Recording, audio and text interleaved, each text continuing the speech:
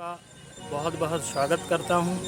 और जैसा कि आप सभी को विदित है कि हमारे YouTube चैनल का मुख्य उद्देश्य नए से नए, पुराने से पुराने कलाकारों को आपके बीच रूबरू कराना। और इसी कड़ी में मेरे साथ एक ऐसे अनुभवी कलाकार जो किसी परिचय के मोहताज नहीं है और वो अपने एक विधा में पारंगत हैं, तो मैं अपने YouTube चैनल के माध्यम से उनको अपने इंटरव्यू के लिए रूबरू कराता हूं। तो हमारे नए YouTube चैनल कला सौंदर्य में आपका बहुत बहुत स्वागत है। धन्यवाद। नमस्कार जी, मैं आपका शुभ नाम जान सकता हूं सर? जी, मैं विजय सिंह पट्टा, ग्राम टिकाई टोला, पोस्ट कोयलारी, थाना राजन ग्राम, तहसील पुष्पराजगढ़, जिला अनूपपुर। जी, तो जैसा कि आप इस क्षेत्र में, कला के क्षेत्र में जी, आप किस विधा को बिलोंग करते हैं, क्या करते हैं आप? मैं तबला वादन करता हूँ जी और तबला वादन में मैं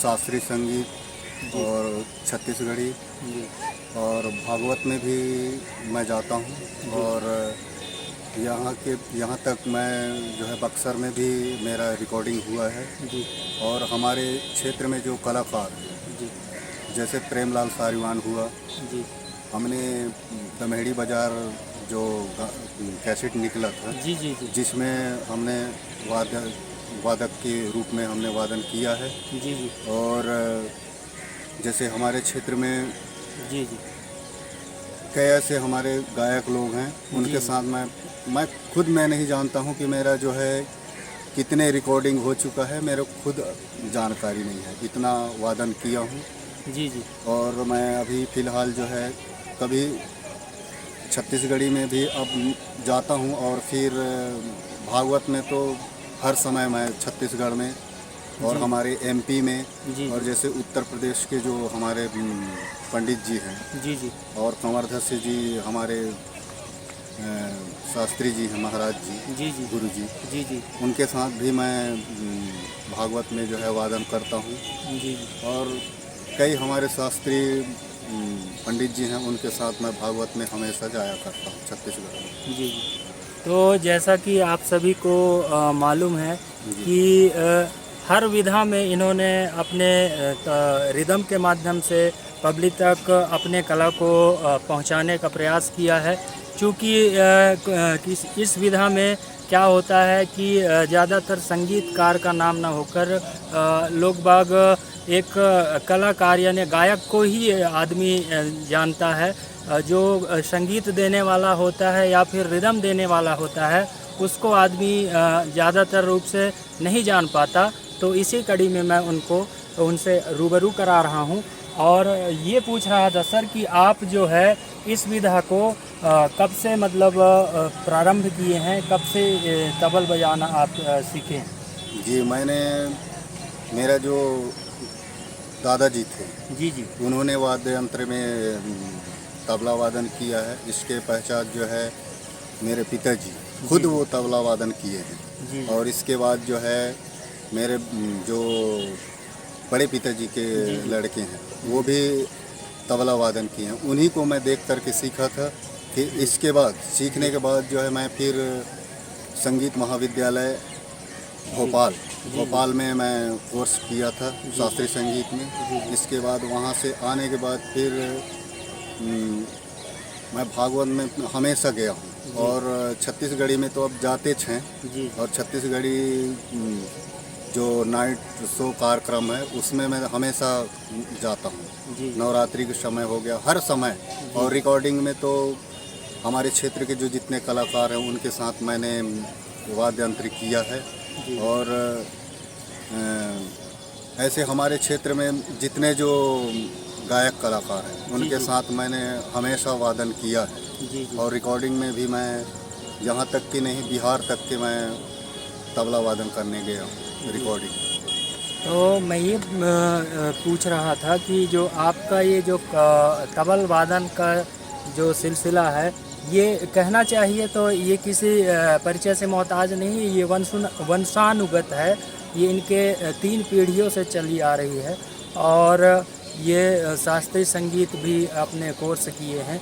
इसके पश्चात आप बहुत सारे रिकॉर्डिंग में स्टूडियो में बजाए होंगे, उसका थोड़ा अनुभव मेरे को बताएं। जी, मैंने रायपुर सरांजली में भी बजाया है जी और फिर अपने जो क्षेत्र में जो ये रिकॉर्डिंग सेंटर है कुर्सी महोरा, वहाँ भी मैंने एल्बम मेरे निकला है तबला वादन में। जी और फिर जबलपुर हुआ, जबलपुर में तो कई ठो एल्बम में मैं खुद, मेरे को जानकारी नहीं कि मैं कितने एल्बम में बजा चुका हूँ। जी और जैसे मैंने बताया बिहार में भी गया हूँ रिकॉर्डिंग में, जी वहाँ भी मैं वाद्य यंत्र किया है। जी जी और फिर जैसे कि मेरा शैडोल आकाशवाणी में भी मैंने तबला वादन किया है। जी जी। जी तो इसके साथ साथ आप प्रोग्राम में भी जाते होंगे, जितने भी आर्टिस्ट हैं जो आपको बुलाते होंगे, तो आप उनके साथ प्रोग्राम देने भी जाते होंगे। जी सर, मैंने उनके साथ तो जाता ही हूँ और जहाँ भी मेरे को बुलाया जाता है वहाँ पे मैं जाता हूँ। और हर समय मैं नाइट कार्यक्रम में भी और भागवत में तो अब जाता ही हूँ। जी जी और हमेशा मैं अपने जो कमरदा वाले गुरु जी हैं उनके साथ हमेशा जाता हूँ। जी जी जी जी, बहुत बहुत धन्यवाद। तो ये थे हमारे इस क्षेत्र पुष्पराजगढ़ अंचल के प्रसिद्ध तबल वादक श्रीमान विजय पट्टा जी, जिनसे हमारी बात हुई। और इन्होंने बहुत सारे एल्बमों में अपना रिदम दिया है, संगीत दिया है, लोगों को परोसा है। और ये कई जगह कई कलाकारों के साथ इन्होंने प्रोग्राम शो किया है। और ये अपने क्षेत्र में ही आप प्रोग्राम करते हैं या फिर अदर स्टेट में भी आपने प्रोग्राम किया? नहीं, अदर स्टेट में भी हमने, जैसे एमपी से लेकर के अपने जो छत्तीसगढ़ अंचल है, जी उनमें भी मैं कई क्षेत्रों में, कई जिलों में जो है हमने कोरिया जिला तक के छत्तीसगढ़ी प्रोग्राम दिए।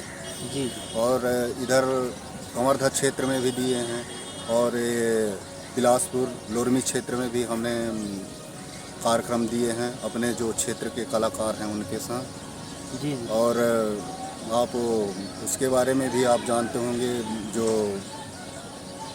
गोलू बाबू के नाम से, जी जी उनके साथ भी मैंने उनके गीतों में जो है तबला वादन किया जी, हूँ। और बहुत फेमस, मतलब उसका गीत चला भी है। जी जी और हम जैसे प्रेमलाल सारीवान हुआ जी और कौशल कुमार हुआ, जी जी अपने क्षेत्र में जो फेमस कलाकारों को मैं बता रहा हूँ, जैसे रमेश यादव हुआ जी जी और एक महेंद्र तिवारी हुआ, जी जी इनके साथ मैं बहुत कलाकारों, मैं कितने कलाकारों का नाम बताऊं, जी जी मैं सभी कलाकारों के साथ जो है वादन किया हूँ।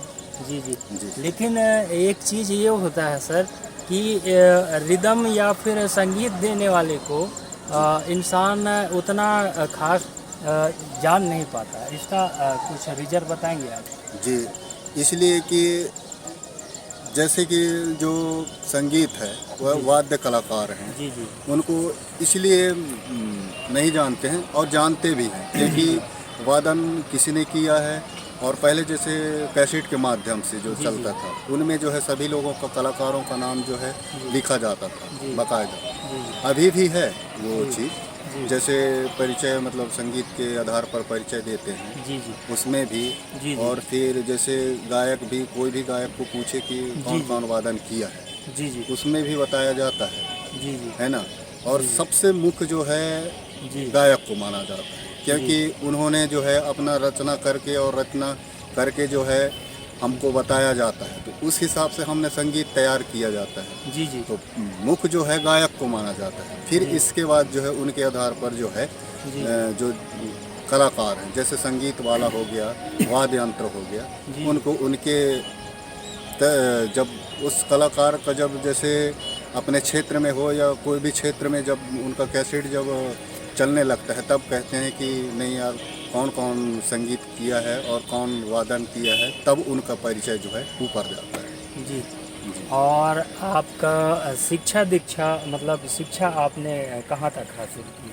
शिक्षा वैसे मैंने कम ही पढ़ा लिखा हूँ। जी। मैं 8वीं तक किया हूँ। जी जी और इसके बाद मैंने शास्त्रीय संगीत करने जी, जी। भोपाल चला गया। जी, तो जी। फिर वो उसी में पिछड़ करके और आज मैं वाद्य यंत्र तक यहीं तक सीमित हो गया। नहीं जी। तो मैं आप सभी लोगों के आशीर्वाद से, ऐसा नहीं है कि हमको कोई क्षेत्र में ऐसा कर्मचारी से लेकर के सभी लोगों से हमारा परिचित है। जी, जी। अभी तक के आप सभी लोगों के आशीर्वाद से जो है जी। हमने ऐसा बना के रखे हैं। जी।